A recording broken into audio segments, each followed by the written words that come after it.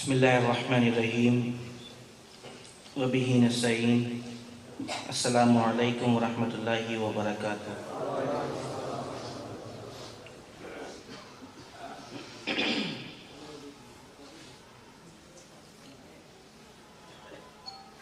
نحمدہ ونصلی علی رسولہ الکریم،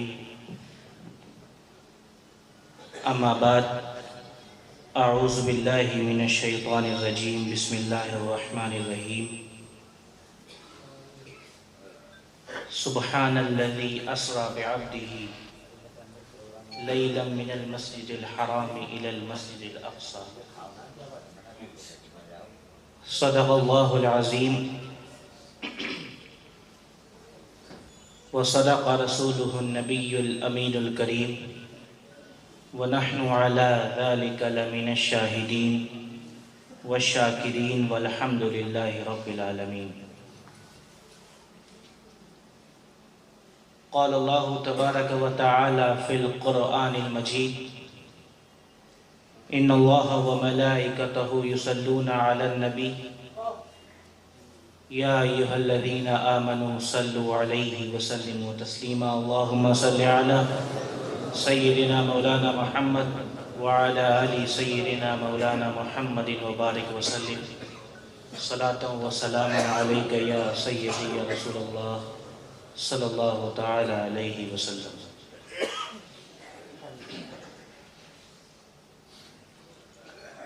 ہم رخ مصطفیٰ دیکھتے رہ گئے،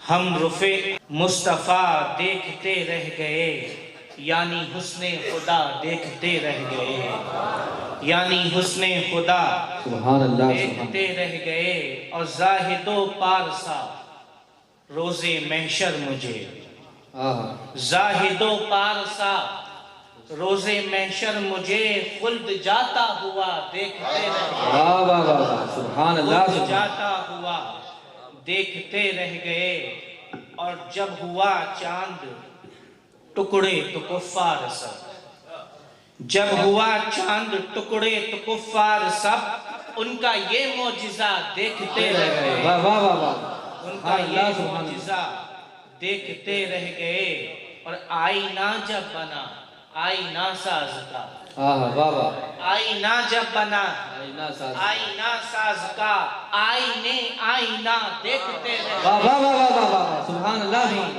آئینہ دیکھتے رہ گئے، اور بحر ایمان میں ابن خطاب بھی، بحر ایمان میں ابن خطاب کی، بحر ایمان میں ابن خطاب بھی کفر کو ڈوبتا دیکھتے رہ گئے، کفر کو ڈوبتا دیکھتے رہ گئے۔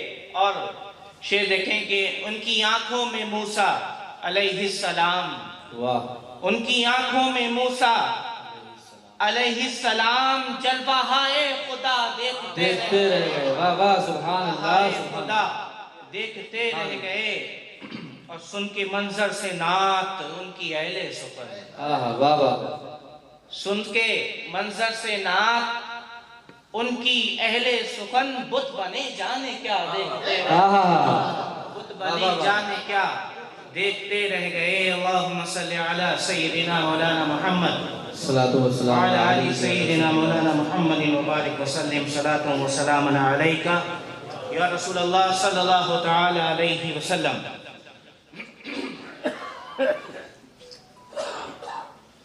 اللہ تبارک و تعالی کا شکر، اس کا احسان، اس کا فضل کہ آج ہم اور آپ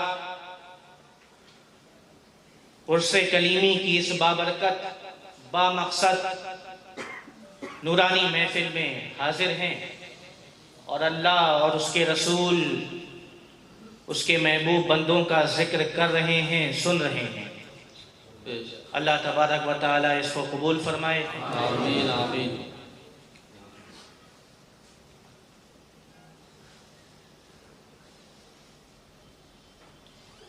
دو چار باتیں عرض کروں گا، کوئی زیادہ لمبی گفتگو نہیں۔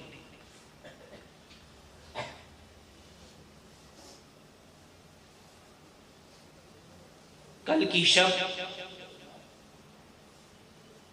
شب معراج تھی، آپ سب جانتے ہیں۔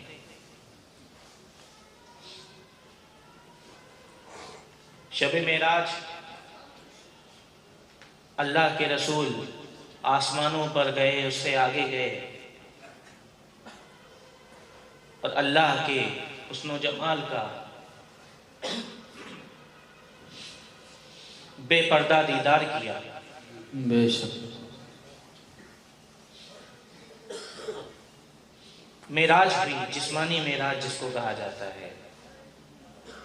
اللہ فرماتا ہے قرآن میں، سبحان الذی اسریٰ بعبدہ، پاک ہے وہ ذات جو لے گئی اپنے بندے کو۔ سبحان اللہ۔ پاک ہونے کا کیا مطلب ہے؟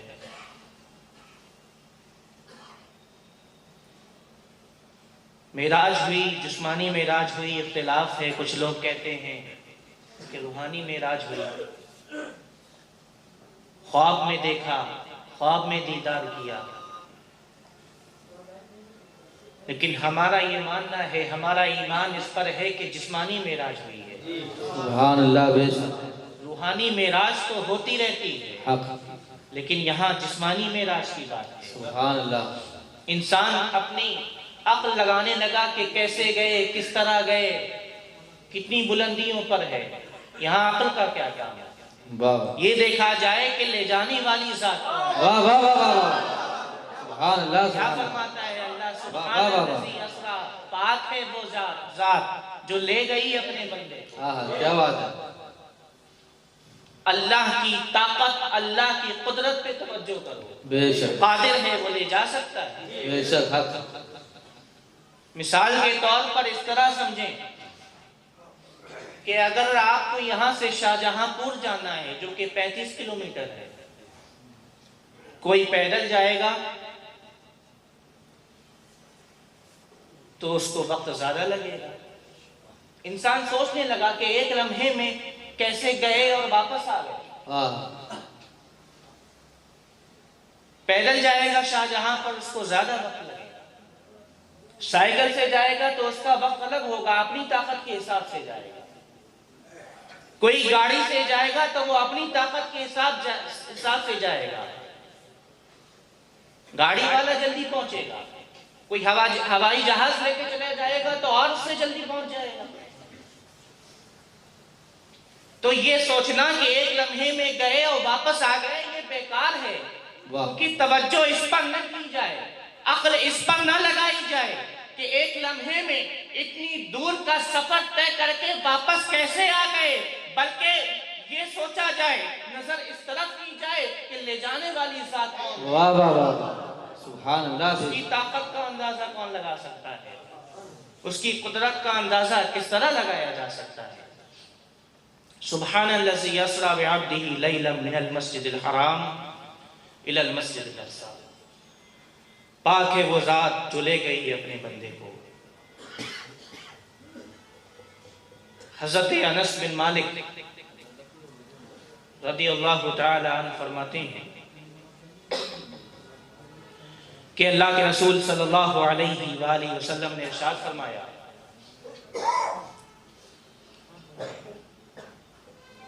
کہ میرے پاس معراج کی رات براق بلایا گیا۔ اللہ کے رسول فرماتے ہیں کہ براق ایک سفید رنگ کا چوپایا ہے جو گدھے سے تھوڑا بڑا اور خچر سے چھوٹا ہے۔ اللہ کے رسول فرماتے ہیں میں اس سواری پر سوار ہوا، براق پر، مسجد اقصی پہنچا۔ مسلم شریف کی روایت ہے، وہاں 2 رکعت اللہ کے رسول نے نماز ادا فرمائی۔ اور مسلم شریف کی ایک اور روایت میں ہے کہ مسجد اقصی میں تمام انبیاء موجود تھے، حضرت آدم سے لے کر حضرت عیسیٰ تک تمام نبی، انبیاء، رسول موجود تھے۔ اللہ کے رسول نے ان تمام انبیاء کی امامت فرمائی، بے شک تمام نبیوں نے ہمارے آقا کی امامت میں اقتداء میں نماز ادا کی۔ بے شک سبحان اللہ پھر حضور فرماتے ہیں میں باہر نکلا تو اللہ کے رسول فرماتے ہیں کہ جبریل امین نے مجھے ایک برتن میں شراب پیش کی اور ایک برتن میں دودھ پیش کی، تو میں نے دودھ کا انتخاب فرما لیا، دودھ کو لے لیا۔ تو فرماتے ہیں کہ جبریل نے کہا کہ آپ نے فطرت کو اختیار کیا۔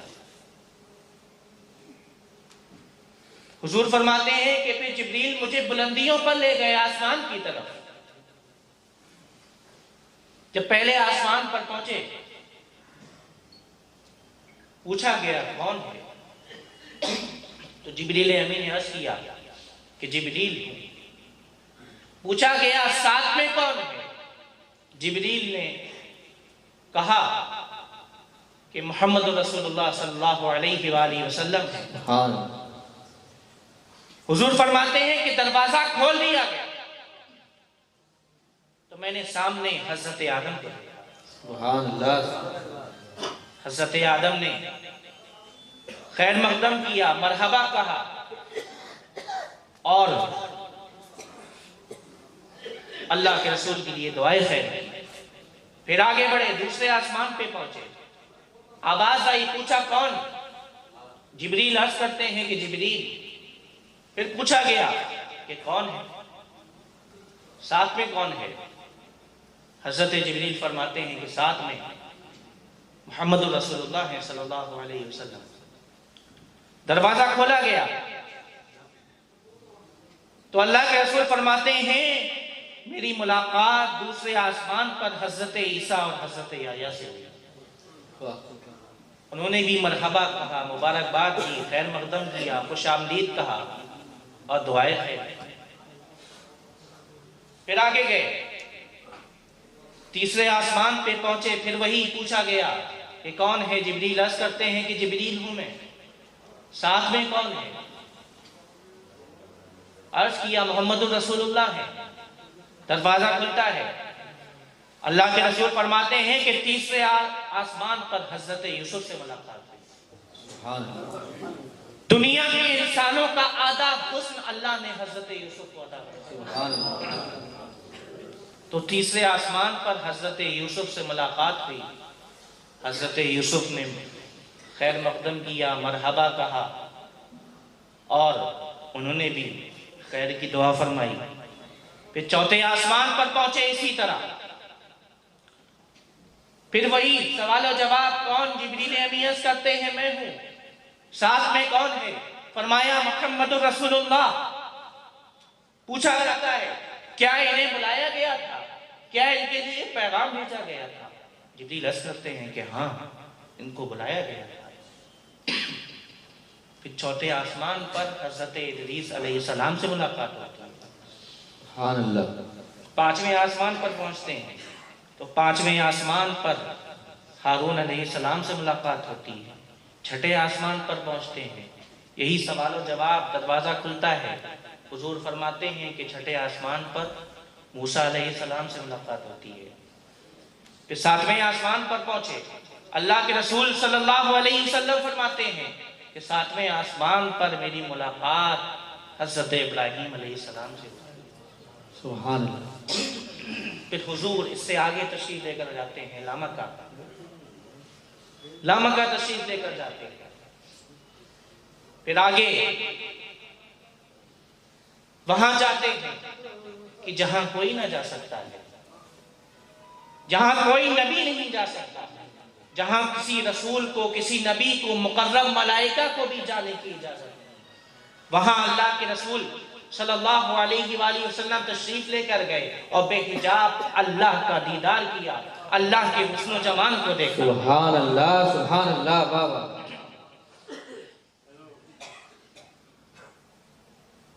حضرت عبداللہ بن نبی جمرہ فرماتے ہیں کہ یہ جو نبیوں سے، انبیاء سے آسمانوں پر ملاقات ہوئی، اس کی کچھ حکمتیں ہیں۔ فرماتے ہیں کہ حضرت آدم سے جو ملاقات ہوئی پہلے آسمان پر، تو یہ ملاقات اس لیے تھی کہ اللہ کے رسول حضرت آدم سے انسیت حاصل ہو اللہ کے رسول کو، مانوس، اور کیونکہ یہ آسمانی دنیا ہے۔ اور آگے فرماتے ہیں کہ یوسف علیہ السلام سے ملاقات ہوئی تو اس کی حکمت یہ تھی کہ یوسف ہیں، ان کے حسن و جمال کو دیکھا جائے۔ بروز قیامت جب آپ کی امت کو جنت میں داخل کیا جائے گا تو یہی حسن و جمال عطا کر کے آپ کی امت کو جنت میں داخل کیا۔ سبحان اللہ، واہ واہ واہ۔ ادریس علیہ السلام سے ملاقات ہوئی، ادریس علیہ السلام نے سب سے پہلے اللہ کی راہ میں قتال کی، اور یہ جو معراج کا جو واقعہ ہے، معاملہ ہے، یہ مکے میں پیدا ہوا۔ ہجرت فرمانے سے قبل ادریس علیہ السلام سے ملاقات کی حکمت یہ تھی کہ یہ دیکھیں ادریس ہیں، انہوں نے اللہ کی راہ میں قتال کیا ہے، آپ کو ہجرت کر کے مکے سے مدینہ آنا ہے، پھر مدینے سے ہجرت کر کے مکے آنا ہے، قتال کرنا ہے اللہ کی راہ میں۔ تو یہ حکمت تھی۔ ہارون علیہ السلام سے ملاقات ہوئی، ابراہیم علیہ السلام سے ملاقات ہوئی، موسیٰ علیہ السلام سے ملاقات ہوئی۔ اور جب اللہ کے رسول سفر معراج پر گئے، تشریف لے گئے، تو جب واپس آئے تو تحفے میں کیا عطا کیا تھا اللہ کے رسول کو؟ 50 وقت کی نماز۔ کتنے وقت کی؟ 50 وقت کی نمازیں عطا فرمائی تھی اللہ نے۔ آئے موسیٰ علیہ السلام نے پوچھا کہ کیا لے کر آئے ہیں؟ اللہ کے رسول نے فرمایا اللہ نے امت پر 50 وقت کی نمازیں فرض کی۔ حضرت موسیٰ علیہ السلام نے فرمایا کہ آپ تخفیف کروا لیں، کمی کروا لیں، 50 وقت کی نماز آپ کی امت پڑھ نہیں پائے گی۔ میں نے اپنی قوم کو دیکھا ہے، بنی اسرائیل کو دیکھا ہے، امت 50 وقت کی نماز پڑھ نہیں پائے گی۔ اللہ کے رسول گئے، کمی کروائی، 45 وقت کی ہو گئی۔ پھر موسیٰ علیہ السلام نے بھیجا کہ یہ بھی نہیں پڑھ پائے گی آپ کی امت 45 وقت کی نماز دن اور رات میں۔ گئے، پھر 5 کم ہو گئی، اسی طرح ہوتے ہوتے یہ نمازیں 5 وقت کی رہ گئی۔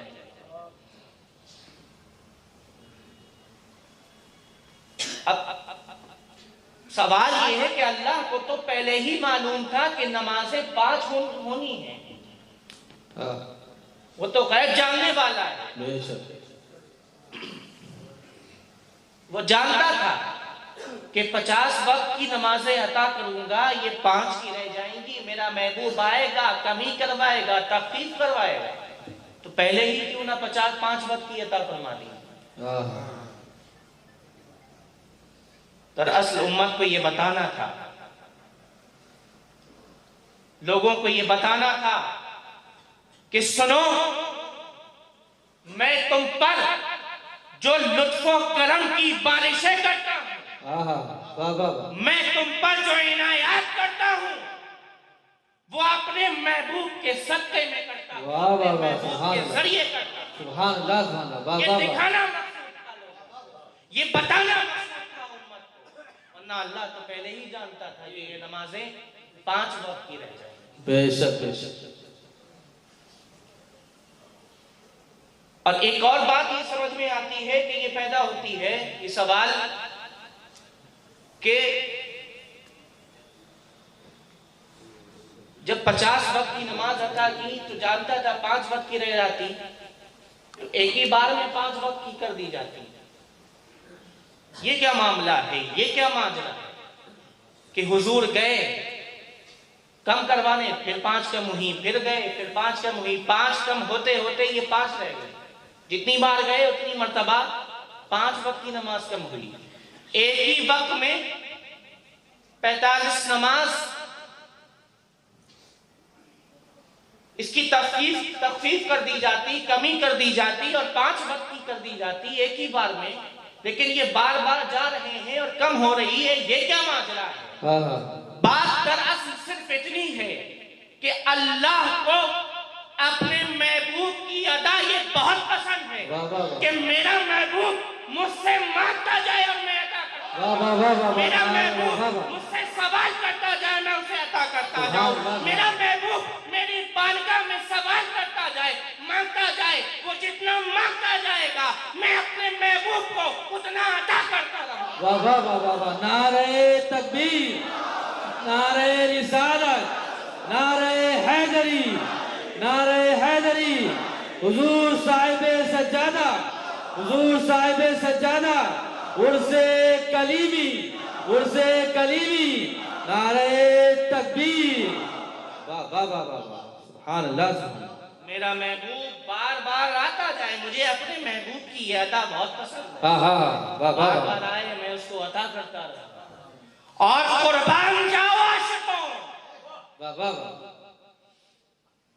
اللہ کے رسول نے اپنے لیے کچھ نہیں مانگا ہاں ہاں اللہ اپنے گھر والوں کے لیے کچھ نہیں مانگا بے شک یہ نمازیں جو کم کروائی ہیں اسی امت کے لیے بے شک سبحان اللہ بے شک اپنے لیے اللہ سے کبھی کچھ نہ مانگا تو اب یہ ہمارے اوپر فرض ہے کہ ہم اللہ کے رسول سے محبت کریں ان کے گھر والوں سے محبت کریں ان کی اولاد سے محبت بے شک کریں ان کے ساتھیوں سے محبت کریں اور فرض کیا بنتا ہے یہ تو قرآن نے فرض کیا ہوا ہے کسی بے شک۔ انسان نے نہیں گھر والوں کی محبت یہ تو قرآن نے فرض کی تو یہ نمازیں عطا ہوئیں تحفے میں ملی معراج کی شب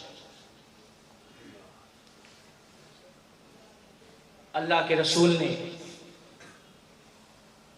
امت کے لیے تخفیف کروائی کمی کروائی ورنہ آج ہمارا تو حال یہ ہے کہ 5 وقت کی پڑھی جا رہی ہے اگر 50 وقت کی نماز ہوتی تو کیا حال ہوتا ہاں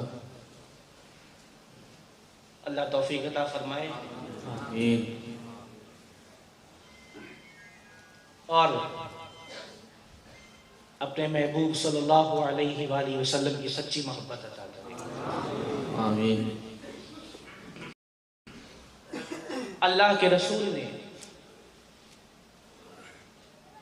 اللہ کی بارگاہ میں جو بھی دامن طلب جب بھی دراز کیا ہے دست طلب بڑھایا ہے تو اسی امت کے لیے مانگا ہے بے شک اس قدر اللہ کے رسول اس امت سے محبت فرمایا کرتے تھے کہ جب دنیا میں آ رہے ہیں تو امت یاد کر رہے ہیں بے شک جب دنیا سے تشریف لے جا رہے ہیں تو امت کو یاد فرما رہے ہیں ہاں ایک مرتبہ حضور رنجیدہ تھے پریشان تھے غمگین تھے چشمان مبارک سے آنسو جاری تھے جب اللہ نے یہ دیکھا تو جبریل کو بھیجا اور فرمایا جبریل جاؤ دیکھو پوچھو میرے محبوب سے کہ آخر رو کیوں رہے ہیں کس چیز نے میرے محبوب کو رلایا ہے جبریل امین آتے ہیں اور ماجرا عرض کرتے ہیں پوچھتے ہیں کہ کیوں رو رہے ہیں کیا بات کس غم میں آنسو بہا رہے ہیں اللہ کے رسول نے فرمایا کہ جبریل میں اپنی امت کے سلسلے میں رو رہا ہوں جبریل جاتے ہیں سارا ماجرا سنا دیتے ہیں اللہ کے حضور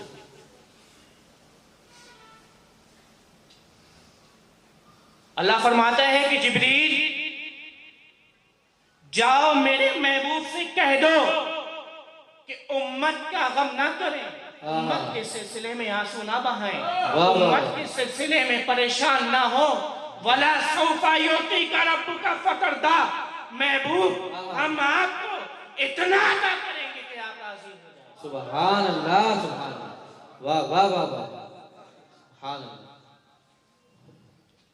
آپ کو اتنا عطا کریں گے کہ آپ راضی ہو جائیں گے دنیا تو اللہ کو راضی کر رہی ہے ہم جو کام جو عمل کر رہے ہیں اسی کوششوں میں کر رہے ہیں اسی کوشش میں لگے ہیں ساری دنیا انبیاء ہوں ہاں ہاں دین کی تبلیغ کی کس لیے؟ اللہ کی رضا حاصل ہو، بے شک واہ اولیاء ہو،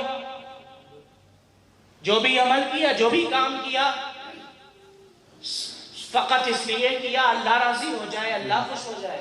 واہ واہ واہ ہم کر رہے ہیں اسی لیے کر رہے ہیں تاکہ اللہ راضی ہو جائے، لیکن اللہ فرما رہا ہے وَلَسَوْفَ يُعْطِيكَ رَبُّكَ فَتَرْضَىٰ، ہاں ہاں ہم آپ کو اتنا عطا کریں گے کہ آپ راضی ہو جائیں۔ واہ واہ واہ واہ سبحان اللہ یہ محبتوں کا معاملہ ہے اور یہ اہل محبت ہی سمجھ سکتے ہیں، واہ واہ واہ اور آپ اہل محبت ہی ہیں کیونکہ آپ ایک خانقاہ سے واپس ہیں۔ سبحان اللہ سبحان اللہ واہ واہ واہ اور خانقاہوں میں محبتوں کا معاملہ ہوتا ہے، سبحان اللہ یہاں نفرتوں کا کوئی کام نہیں، واہ واہ واہ یہاں عداوتوں اور بغض اور اناد کے لیے کوئی جگہ نہیں، بے شک بے شک یہاں محبت کی جاتی ہے، یہاں محبت اللہ سے محبت کرنے کی تاکید کی جاتی ہے۔ ان خانقاہوں میں اللہ کے رسول کی محبت دل میں ڈالی جاتی ہے، اللہ کے رسول کے گھر والوں کی محبت دل میں بے شک واہ بزرگان دین کی محبت دلوں میں ڈالی جاتی ہے، یہی کام ہوتا ہے۔ سبحان اللہ تو آپ سمجھ سکتے ہیں محبت کے معاملات کو،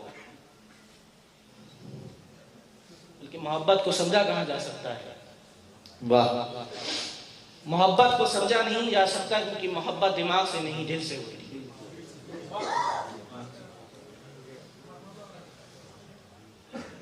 تو شب معراج اللہ کے رسول کو کیا عطا ہوا تھا بتائیے؟ نماز۔ تو بس اسی کی پابندی کریں، بے شک اور ہماری کوشش یہ ہونی چاہیے کہ ہم جو بھی کام کریں تو وہ کام اس لیے ہوں تاکہ اللہ ہم سے راضی ہو جائے۔ بے شک بس ہمیں اس دنیا میں اللہ کو راضی کرنا ہے۔ نمازوں کی پابندی کریں، یہاں عرس میں آئے ہوئے ہیں، اولیاء اللہ کی بارگاہ میں ہیں، تو ان کی بارگاہوں میں کوئی بے ادبی، کوئی گستاخی نہ ہو۔ ان کی بارگاہوں میں ہے تو خاص طور سے اس بات کا خیال رکھیں کوئی بھی کام شریعت کے خلاف نہ ہو، کوئی بھی کام ایسا نہ ہو کہ جس سے اللہ اور اس کے رسول کی ناراضگی، اللہ اور اس کے رسول ناراض ہو، ناراضگی ہو۔ نمازوں کی پابندی کریں، اور یہاں جو عرس میں محفلیں ہوتی ہیں ان محفلوں کی پابندی کریں۔ اللہ پاک ہمیں نمازوں کا پابند بنائے اور ہمارا یہاں آنا، یہاں حاضر ہونا قبول فرمائے۔ آمین یا رب العالمین۔ وما علینا الا البلاغ۔ السلام علیکم۔